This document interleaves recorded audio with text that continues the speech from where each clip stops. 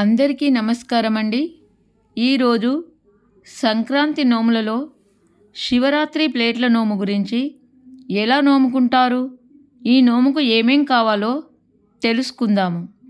దీనికోసము steel plates కానీ ఇత్తడి plates కానీ ఏవైనా సరే 13 తీసుకోవాలండి.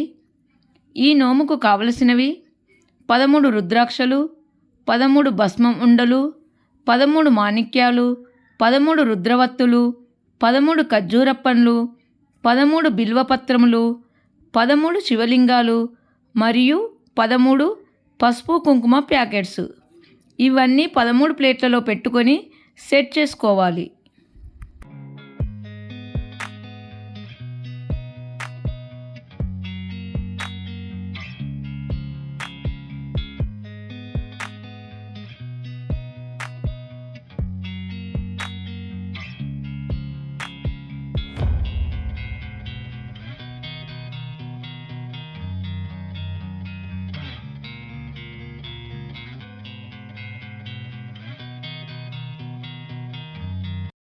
మొదట ఒక ప్లేట్లో రుద్రాక్షను పెట్టుకోవాలి.